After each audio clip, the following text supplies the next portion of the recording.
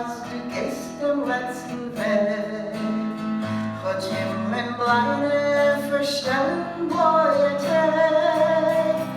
Kommen wird noch unser ausgedenkte Show. Es wird der Beugt und unser Trott, wir sehnen da. Kommen wird noch unser ausgedenkte Show. Es wird der Beugt und unser Trott, wir sehnen da. Von grünem Palmenland bis weißem Land von Schnee. Wir kommen on mit unser Pein, mit unser Weg.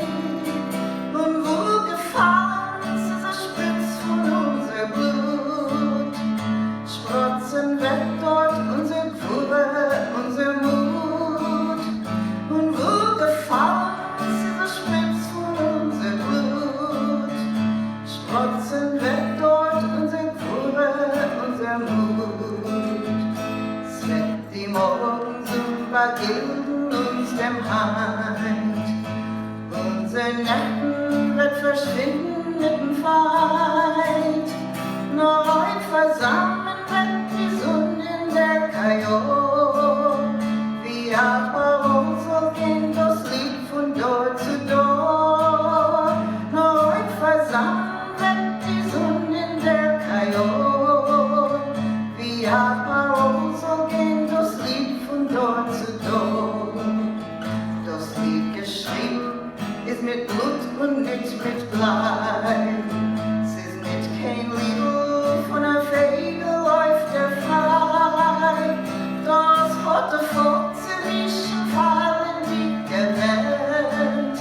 Das Lied gesungen mit einer Gannes in die Hand. Das hat der Volk zerrischen Fall in die Gewalt. Das Lied gesungen mit einer Gannes in die Hand. Das Zog Nit Keynmol, als du gehst im letzten Weg.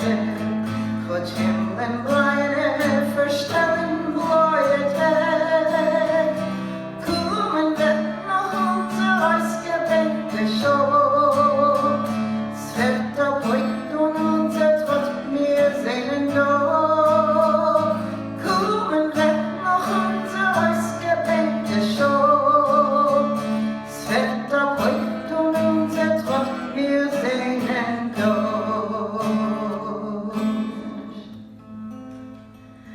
Oh God, my God, I pray that these things never end.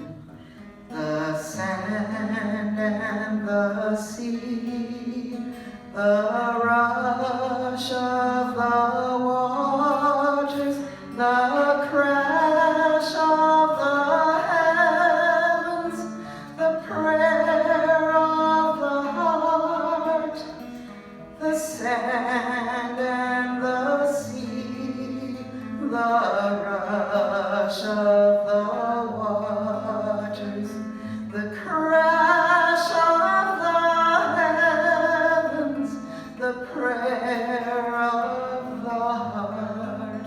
She wrote it in Hebrew. It goes like this. Eli, Eli, shelo yigamer le'olam, hachol ve'hayam, rishru shel hamayim, berak hashamayim, tfilat ha'adam, hachol ve'hayam, rishru shel hamayim, berak hashamayim, tfilat ha'adam.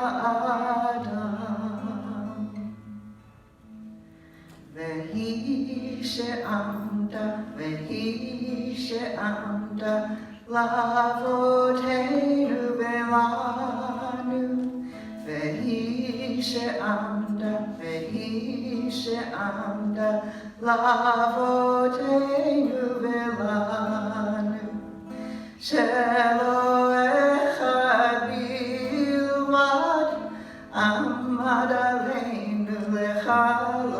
לכלותנו, אימה שבכל דור ודור עומדים עלינו לכלותנו, והקדוש ברוך הוא מצילנו מידם, והקדוש ברוך הוא מצילנו מידם.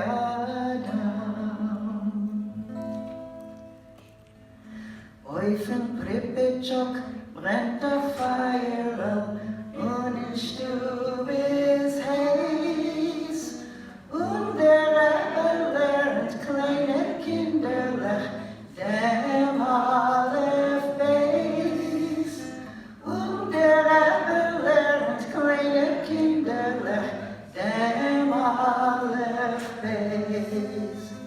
Setze Kinderlech, gedenkt je Teire, was ihr lernt do.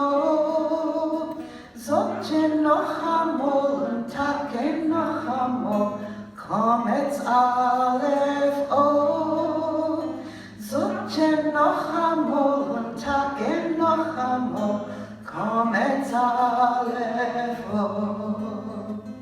Als ihr werdet Kinder älter werden, wird ihr allein verstehen, wie flink die euch jetzt liegen tragen und wie viel Gewinn, wie flink die euch jetzt liegen tragen und wie viel Gewinn.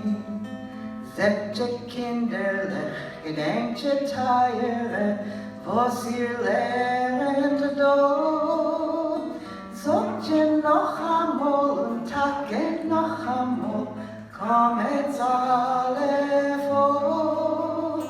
Sagt ihr noch einmal und Tage noch einmal, kommet's Aleph O.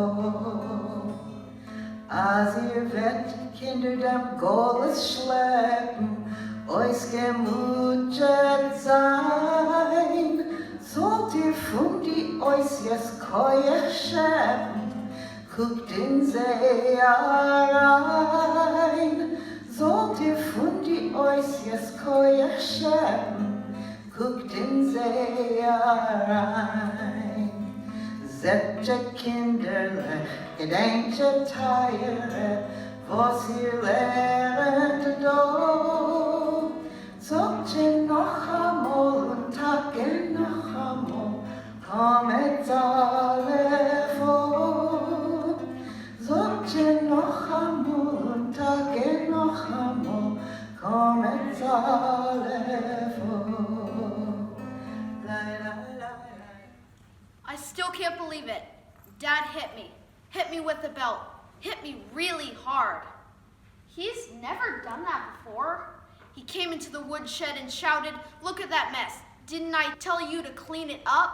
And then he took off his belt and I shouted, "Stop, stop, I didn't." He beat me so hard, I couldn't move my arm. Do you know why your father beat you, David? He doesn't love me, that's why. He does, David. He really does love you, but he's going out of his mind with fear. He can't provide like he used to when you had that little farm. Now you're in this awful ghetto. Look at those walls, how high they are, and the streets, how narrow and dirty. The ghetto is a prison. Your father is worried sick. I think he just snapped. They took away our only cow, and now we have nothing. What's to become of us? What's to become of all of us? I know what it's like to be cooped up. We're hiding in the back of an old warehouse. It's very tight in there, and there are 8 of us, and we're constantly getting into it. And I can't go out at all. Never. I can't even flush the toilet during the day for fear someone might hear us. I'm sure my mother loves me too, but we're always fighting. In my diary, sometimes I put down that I hate her. I was quite shocked at myself. Anne, was it really you who mentioned hate? Oh, Anne, how could you? I never did get along with her, but it's much worse now because of the way we're living. In normal life, I could have worked off my anger by stamping my feet a couple times in a locked room or calling Mummy names behind her back. You know what I liked best when we lived on the farm? Watching the wind blow across the field. Once I was sick for a long time and wasn't allowed to go outside. And that's what I did, day after day. Watch the wind blow across the field. When I was well enough again, I started to learn to ride a bike. I didn't have a bike, but a neighbor did. I already know how to ride a bike. I had saved up a year and a half to buy my bicycle. I went to the store and I took it home, only I didn't ride it, but I led it along with my hands, the way you handle a big, beautiful dog. I even gave it a name, Friday. I took the name for Robinson Crusoe, but it suits the bicycle. First of all, because I took it home on a Friday, but also because Friday is the symbol of loyalty, because he was so loyal to Robinson. Oh, let me see your arm, David. Does it still hurt a lot? Not anymore, but I just can't seem to forget it. 5 days after Father beat me, the Germans came and took him away and work in a camp. 2 trucks came. Father wasn't one of them. I burst out crying, and as they came up, I shouted, "Papa, Papa, where are you? If only I could see you once more." And then I saw him on the last truck. His eyes were red with weeping. I kept on looking at him until he disappeared round the corner. Then I had a sudden fit of crying and felt how much I love him and how much he loves me. And only now do I feel that what I said about him not loving me was a beastly lie. And who knows if I won't have to pay for suspecting him, when it wasn't true at all. I cried a very long time, and every time I thought of Father's tear-stained face, I began sobbing all over again. The dearest person in the whole world we had, they took away from us. At supper, when I saw his place and he wasn't sitting there. I'll teach you how to ride a bike when you're well again, if you don't mind learning on a girl's bike. No thanks. I have this really weird relationship with my mom. I call her Augie. She is beautiful. Augie's married to Uncle Bela. He's my stepfather. Augie is absolutely crazy about him. I think that Augie loves Uncle Bela more than anyone else in the world. Then me, then Grandpa. Of course, she never gives an honest answer when I ask her. I admire Uncle Bela a lot because he knows a lot, more than anyone else I know. Once I asked him, "Uncle Bela, why do people hate the Jews so much?" "The tragedy of us Jews," he answered, "is that if the richest man in our town happens to be a Jew, then they hate me too because I'm also Jewish, even though I really don't have any money." I never have any money either, because I spend all my allowance on birthday presents. True, I also get presents, even on Christmas. Ava, you celebrate Christmas? You are Jewish, aren't you? Augie and Uncle Bela are socialists. They say we should always be for the underdog because then everybody has a good life and the wicked people are killed. But Mom also likes pretty dresses. But of course, we're Jews too. Uncle Bela is a journalist, but he's no longer allowed to work, just like David's dad. Grandpa says that by the time I get married, it won't matter whether my husband is Jewish or not. After the war, Uncle Bela might even be a minister, and then we'll have a really fine apartment in the big city, and I'll be a big city girl, and we'll even have a car. When I grow up, I want to be a newspaper photographer and marry an Englishman, because they're so aristocratic. My real father became a Catholic. My grandparents changed their names to non-Jewish sounding ones.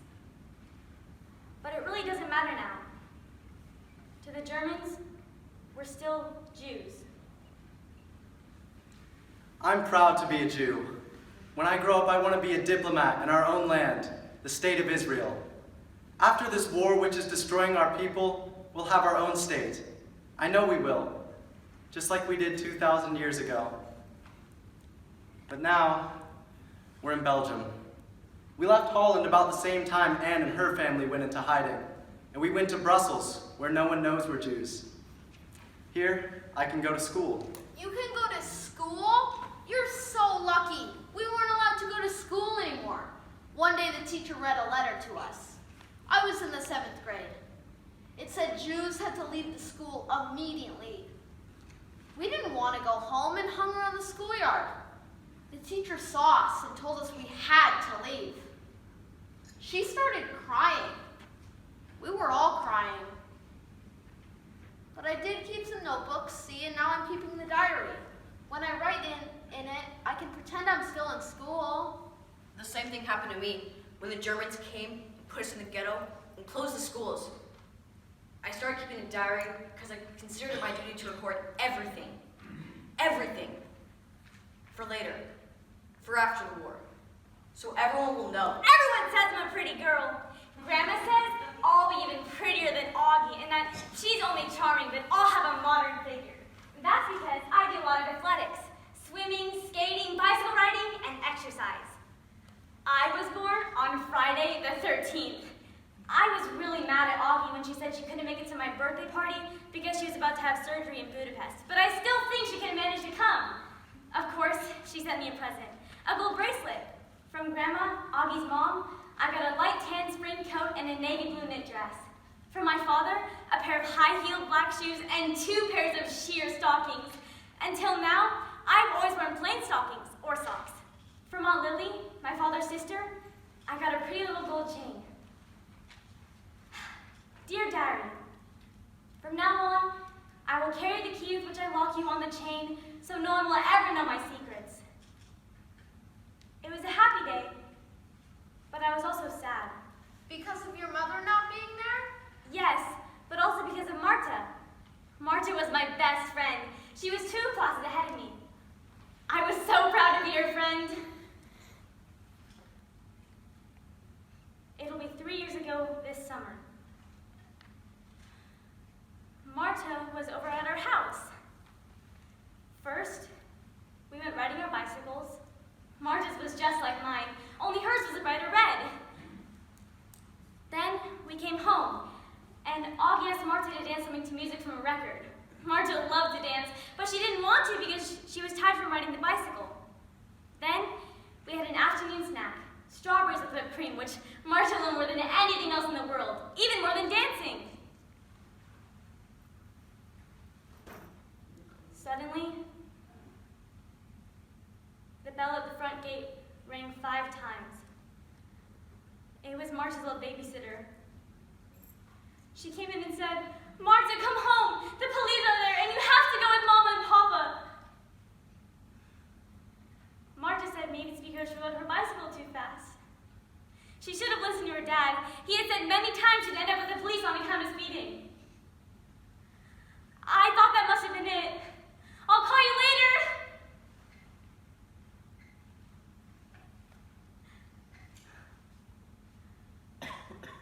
Marta's bicycle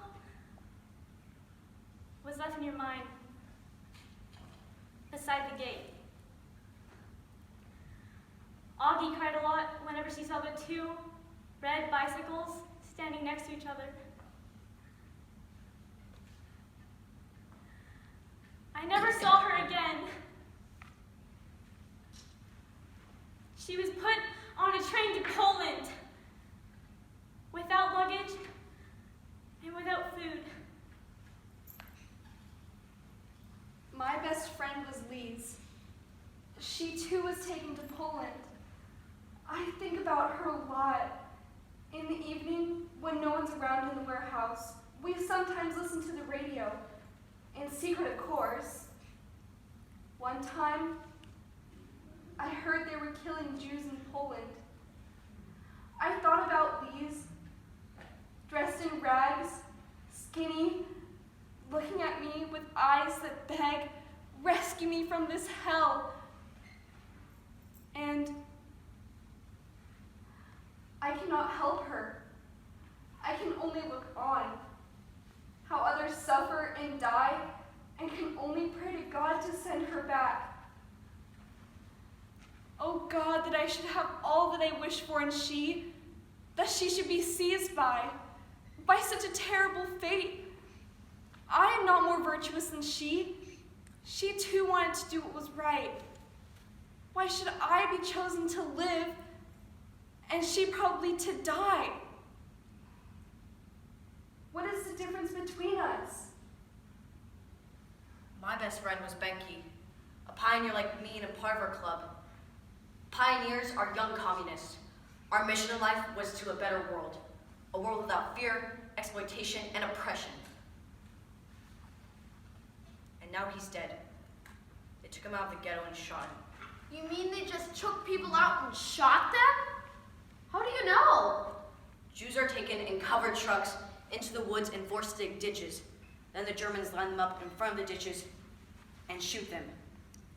I know because some were shot and curled up from beneath the mountain of corpses.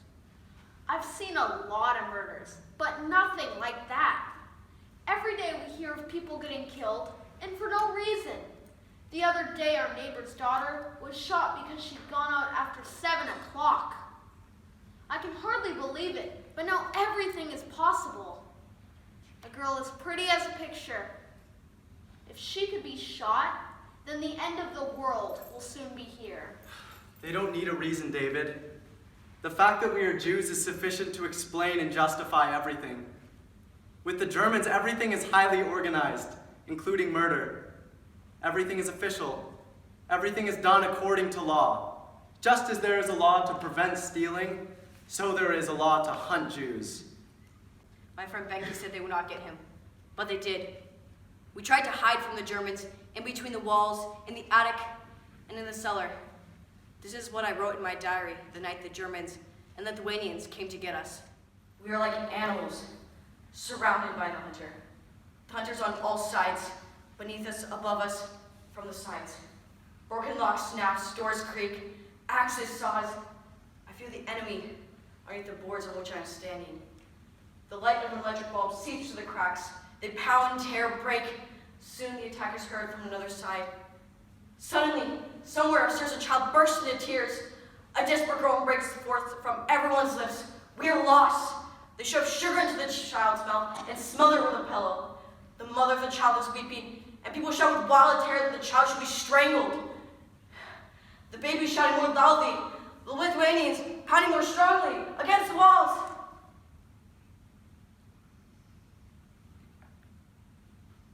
Slowly, everything calms down of itself.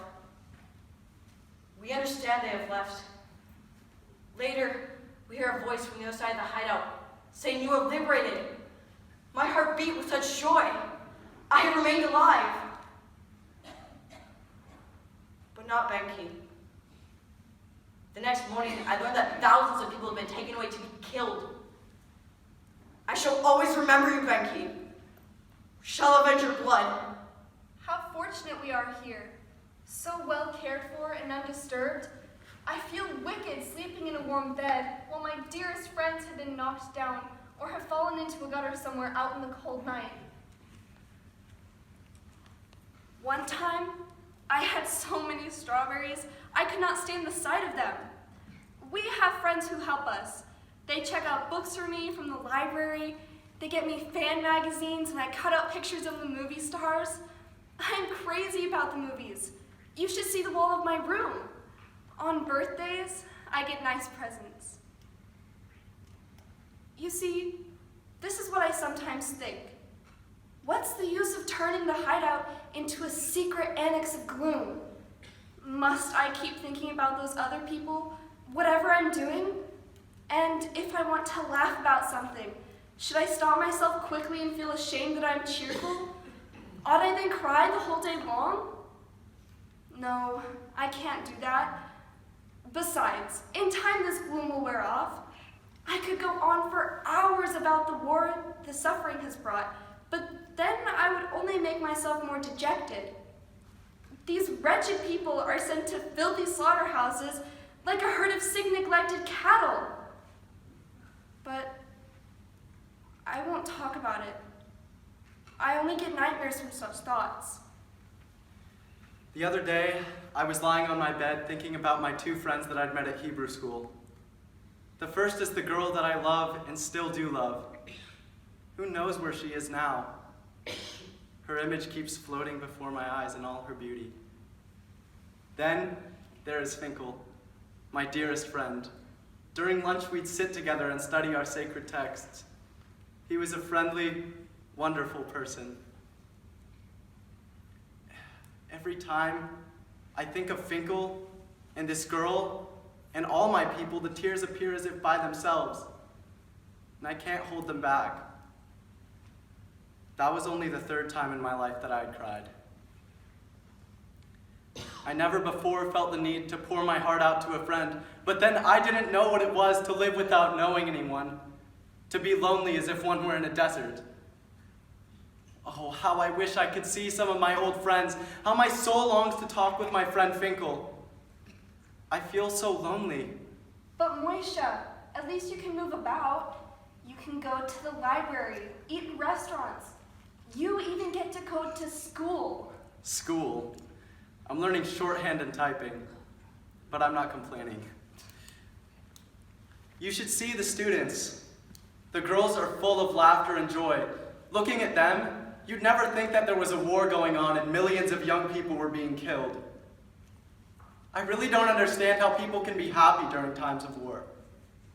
I see in the streets that all of the non-Jews are happy and that nothing touches them.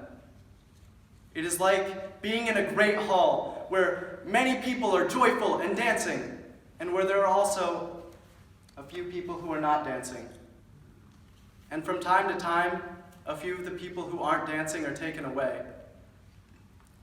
The happy, dancing, joyful people do not seem to be affected by this at all. Rather, it seems as if it adds to their joy and doubles their happiness. Moishe, you don't have to wear a star. Didn't you hear me? In Brussels, no one knows we're Jews. Of course, I have to be very careful not to give my identity away. I was named after Moses, our first and best leader. But the name identifies me as a member of a certain group that the Germans are out to kill. And you can't trust anybody. Therefore, I never give out my right name. The other day, I was sitting in a cafe with some schoolmates that I hadn't met before. We were drinking something and talking. Suddenly, someone asked my name. I hesitated, swallowed, and finally blurted out, "Harry!" Harry? Yes, Harry. There's nothing wrong with the name Harry, but it isn't my name. And as soon as I said it, I was overcome by shame. Before the war, I never would have dreamt of hiding the smallest detail of my origin and give the impression that I was ashamed of it. However, times change. I felt disgraced, not so much because I had to deny who and what I was, but because these boys and girls had served as a standard to which I had to adjust my own values. But am I really better than them? The first time I looked at myself wearing the star, I felt like a freak. I was so ashamed. But then I thought about it. The ones who really should feel shame are the ones who made us wear these badges. Now we're used to them, and they don't bother us. The first time I went out with the yellow star, Augie held my hand as if though I were a baby, and we walked quickly. No one paid any attention, as if we were air. I've often wondered, why is God allowing these terrible things to happen to us? What have we done to deserve this? I think that when people suffer as much as we do, they will think that there is no God at all in the universe, because had there been a God, he would have not let such terrible things happen to his people. Surely the time will come when we are people again, and not just Jews. Who has allowed us to suffer so terribly up till now? It has been God who has made us as we are. But it will be God too who will raise us up. God has never deserted our people. Right through the ages there have been Jews. Through all the ages they have had to suffer. But it has made them strong too. The strong will remain and never go under. God, stop it. Stop it, both of you. Don't you see our suffering has nothing to do with God, sin, wrongdoing, or religion? If there is a God, he has let us down. I can't stand all this talk about God rising up again and putting an end to our misery. You know what will want to save us, Moishe? Weren't you listening? Didn't you hear what Anne said? God has never deserted our people. Never. God and God alone. We just have to wait. The only way we can be saved is by fighting for ourselves, through armed struggle. Hitler's attacked our country, and we will retaliate, and strike until we smash the aggressor into his own soil. I imagine the Germans fleeing without heads. I know the situation looks hopeless, and we are helpless. But are we really? Can't we do anything? I'll tell you a secret. One day, I attended a secret meeting in the soup kitchen. There was a group of people there, all young people, and a poet got up and read us his manifesto. It was called, "Let us not be led like sheep to the slaughter." I remember every word. Do not put your trust in those who will deceive you. Of the 80,000 Jews in our city, only 20,000 are left. Our parents, brothers, sisters were torn from us before our own eyes. Where are the hundreds of men who were seized for labor? Where are the women, the children? Those who later put aside all illusion. Hitler conspires to kill all the Jews of Europe. The Jews of Lithuania have been picked first in line. Let us not be led like sheep to the slaughter. True, we are weak and lack in arms. Brothers, better we fall as free fighters than to live at the mercy of our murderers. Rise up to your last breath. We worked in strict secrecy. One way I helped resist was to get close to those prisoners of war. Our club decided to act. Our first rule was discipline and conspiracy. Every time I see a German, I start shaking like a leaf. I can't cut off anyone's head. It's really a wonder that I haven't dropped all my ideals because they seem so absurd and impossible to carry out. Yet, I keep them because in spite of everything, I still believe that people are really good at heart. I simply can't build up my hopes on a foundation consisting of confusion, misery, and death. I see the world gradually being turned into a wilderness. I hear the ever-approaching thunder, which will destroy us too. I feel the suffering of millions, and yet, if I look up into the heavens, I know we'll all come right, that peace and tranquility will return again. In the meantime, I must uphold my ideals, for perhaps the time will come when I shall be able to carry them out. You know what the most wonderful thing in the world is? The most wonderful thing in the world is when the whole family is always together. For us, that's a very rare thing. Soon after the Germans invaded, Augie and Uncle Bela came to live with us. Now, I don't care if the war goes on for a very long time, but that's disgusting of me, because so many people are suffering, but I want to live. My parents thought about me becoming a Christian, but the priest insisted on 6 months of study. I always thought that priests were holy people and helped anybody in trouble, but it seems they only help Aryans. They don't help Jews. Who helps us? Besides, there's a race law, and it doesn't matter what a person's religion is. Not only that, our dressmaker, Mr. Kobe, offered to take me home with her, but Grandma started howling that she was an evil woman and she would sell me to men, and then I would also be an evil woman. How could that be? Nobody's buying Jewish girls these days. Things happened so quickly after Hitler's dogs came. I had to wear the star, and the police came for our belongings, the silverware, the rugs, the paintings, my camera. They also came for my bicycle. His name was Friday, remember? I know that policemen bring only trouble with him wherever they go. I almost caused a big drama. I shouted, "It's my bike! I bought it at the store! His name is Friday! It has a proper license plate, and Grandma paid for it! Shame on you for taking away a bicycle from a little girl! That's robbery!" Then the policeman said, "All we need is for a Jew girl to make a scene when her bicycle is taken away. No Jew kid is entitled to keep a bicycle anymore. The Jews aren't entitled to bread either. They shouldn't go to everything but leave food for the soldiers." Now that it's all over, I'm so ashamed about how I behaved in front of the policeman. You can imagine, dear diary, how I felt when they were saying this to my face. I'd only heard this sort of thing on the radio or read it in a German newspaper. Still, it's different when you read something and when it's thrown in your face, especially if it's when they're taking your bicycle away.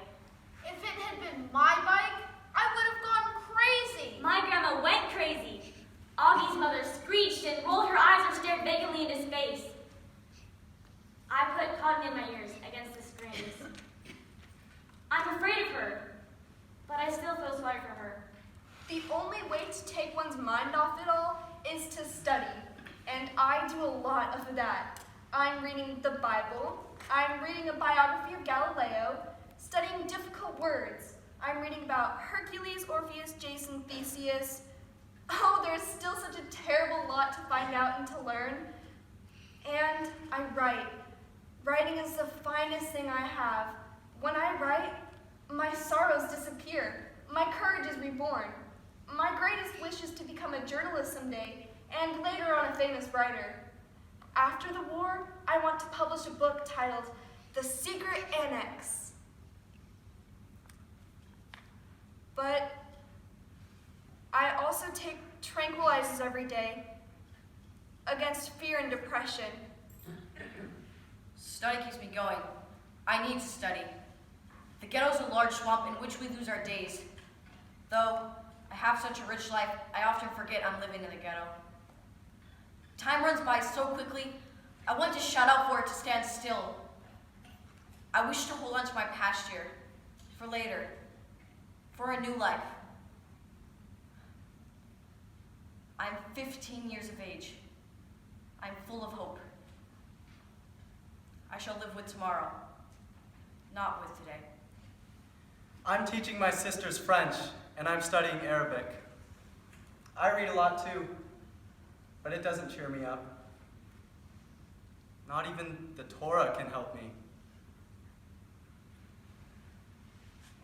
When you are searching for miracles and nothing happens, you can't find any drive or willpower within yourself. Ideas and thoughts are meaningless if you cannot convert them into action. Arabic? Why are you studying Arabic? A large part of the inhabitants of the land of Israel and the surrounding countries speak it. It is obvious that in the future state of Israel, we shall have to learn to live in peace with our neighbors. And therefore, I'm trying my best to learn the language by myself, without a teacher, without somebody to tell me how to pronounce the words. But everything now seems pointless, worthless. The terrible events of these days make everything seem tiny, as if viewed through the wrong end of a telescope. But Moisha, you at least have your faith in God. I too believe in God, but I am so scared all the time. Every day we hear of Jews getting shot and killed, and for no reason. For no reason. Our faith explains and defines all we ought to believe, how we ought to conduct ourselves, and what we ought to be.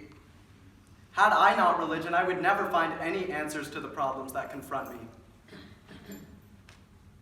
I shall never stop hoping, because the moment I stop hoping, I shall stop existing. All I have is hope. And at the same time, I have nothing. What will these useless hopes bring me? I don't know what to do. Tell me this, Moisha. Why did Yonah have to die? Why did Marta, Benki, Lise, and so many of our other friends? My friend Yonah? Yes, Yonah. He was killed trying to cross the border.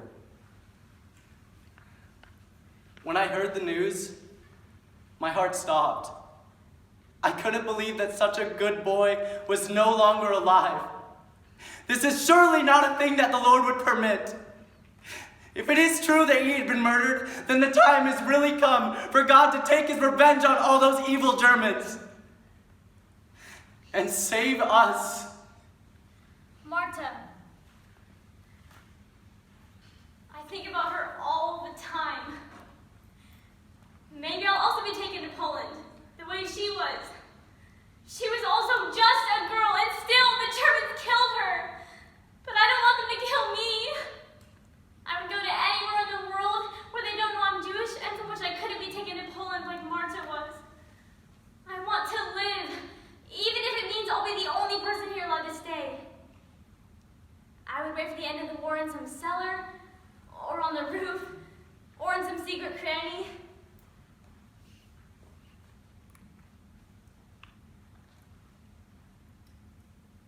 God, it's true, isn't it? That is only by accident that you weren't paying attention when they killed Marta, but you're watching over us now? I don't want the Germans to kill me with a gun like they killed Marta.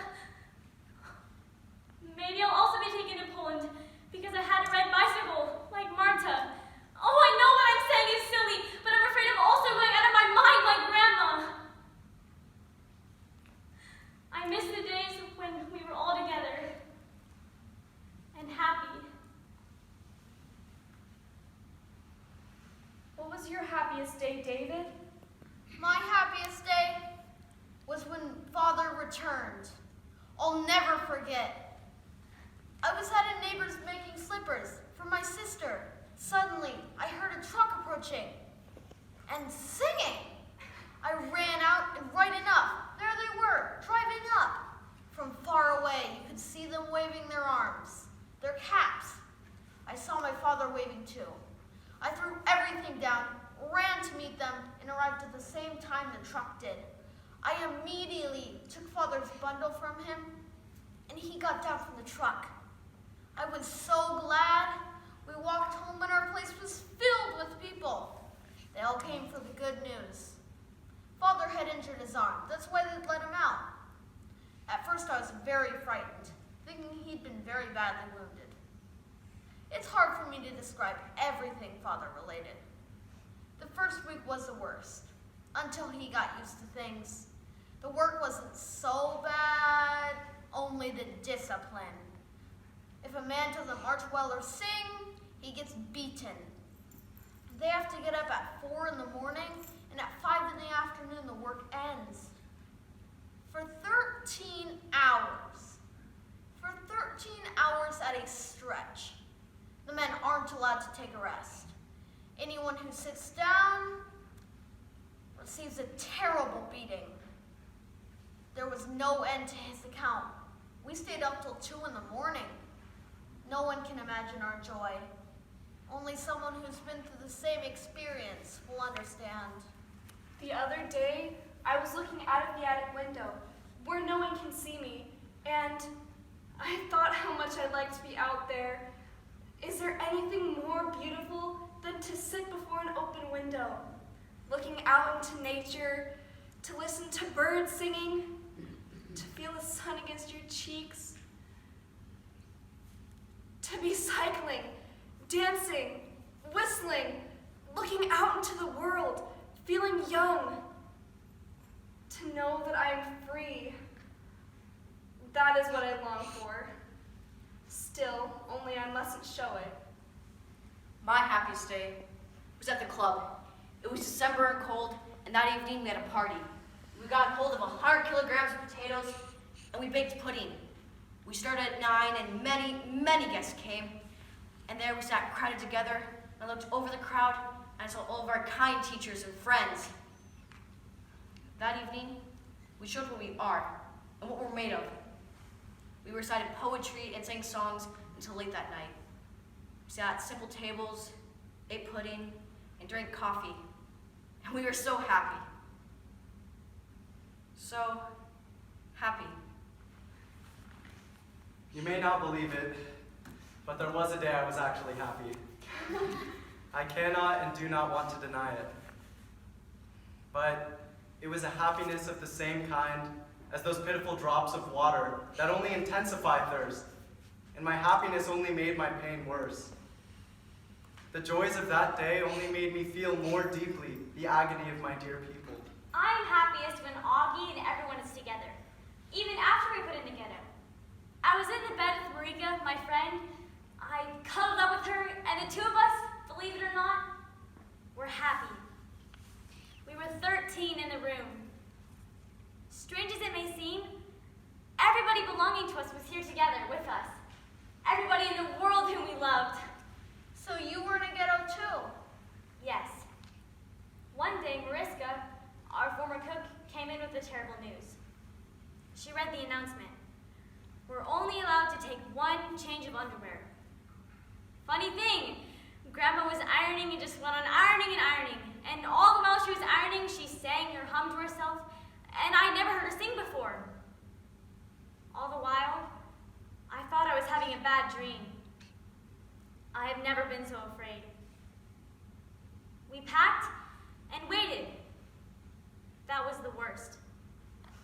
From time to time, when the bell would ring, I would almost be happy. I knew we were being taken to the ghetto, but I felt that if the songs would go on much longer, we would all go crazy.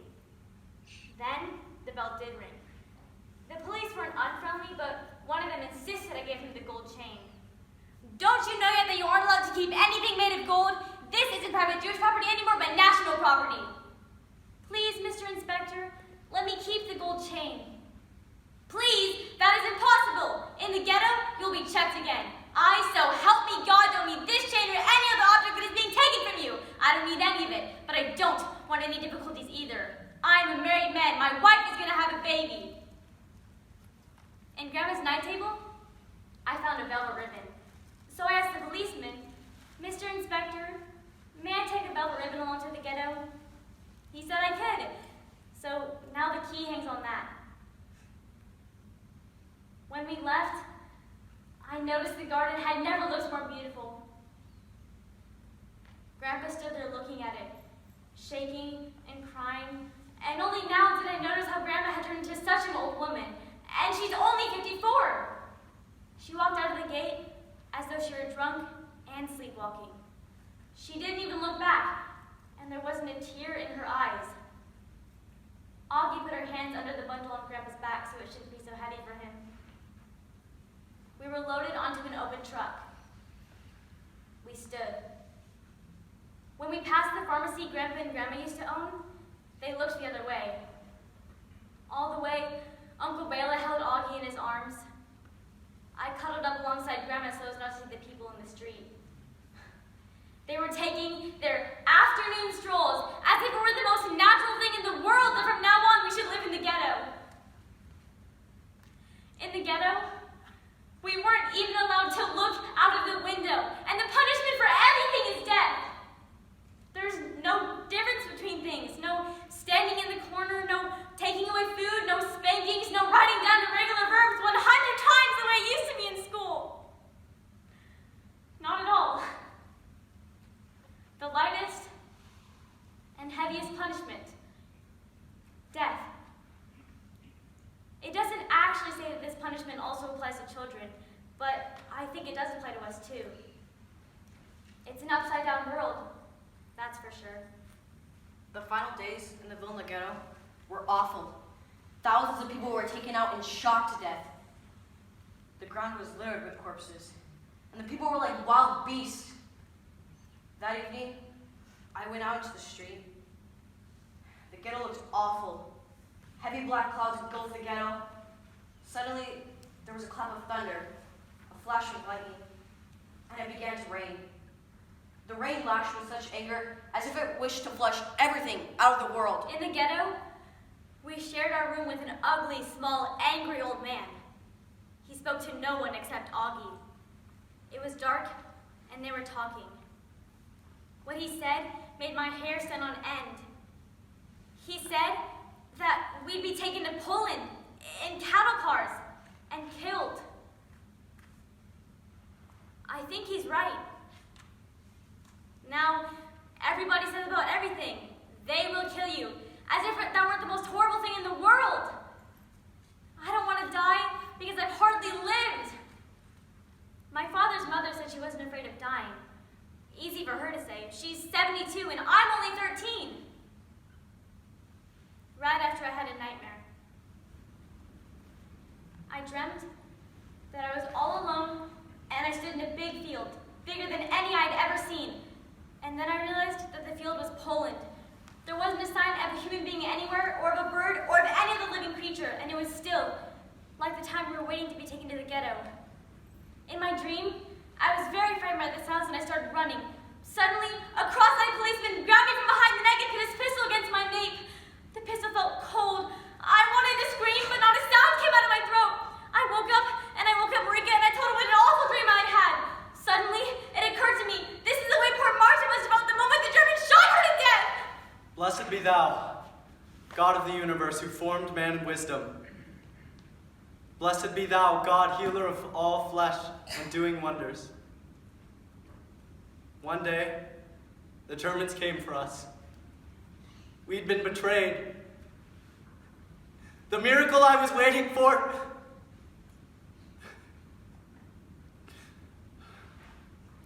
A Jew I was born. A Jew I will die. We were betrayed too. The police removed the bookcase to the door leading to the hideout and came up. They found my bag and thought it was filled with money. Instead, my diary fell out. You should have seen their faces. Thank God they left it there. At least it survived. I never did learn to ride a bicycle. I was hiding with my cousin when the Germans came and beat down the walls. I hid my diary in the sand. She was able to escape. I wasn't. In Auschwitz, people called me a frog because my feet were full of sores and reeking with pus.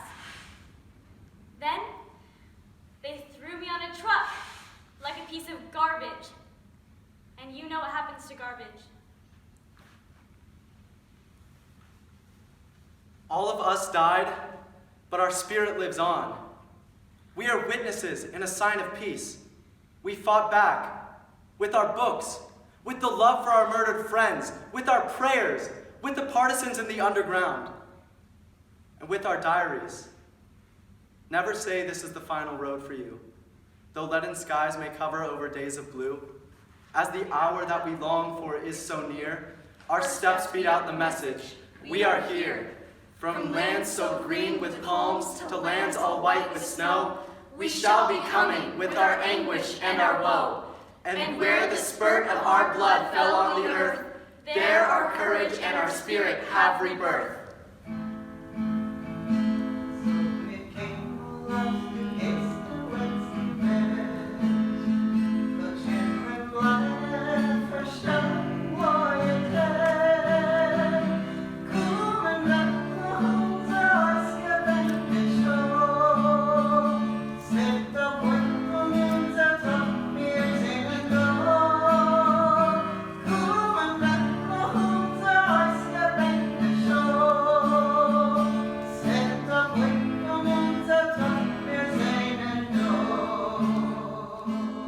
Our steps beat out the message, we are here.